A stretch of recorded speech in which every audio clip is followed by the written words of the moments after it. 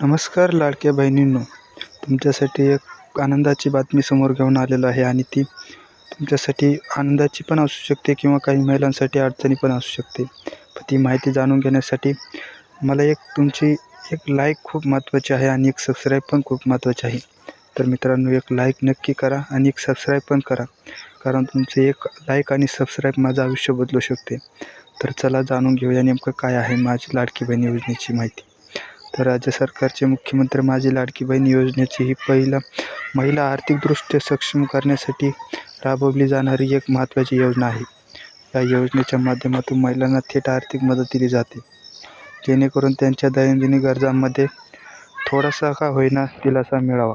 मात्र अलीकडे बुलढाणा जिल्ह्यातील खामगाव तालुक्याशी पळशी बुद्रुक गावात घडलेल्या एका प्रकरणामुळे या योजनेभोवती संभ्रमाचे वातावरण निर्माण झाले आहे. पळशी बौद्ध येथे ग्रामसेवकाने काढलेल्या एका कथित आदेशामुळे गावातील महिलांमध्ये भीतीचे वातावरण पसरले आहे.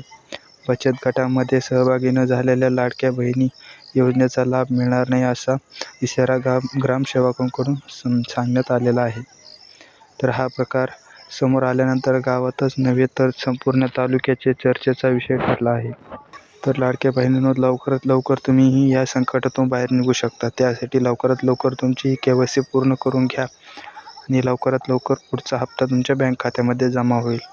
अशाच माहितीसाठी चॅनलला सबस्क्राईब करा. धन्यवाद.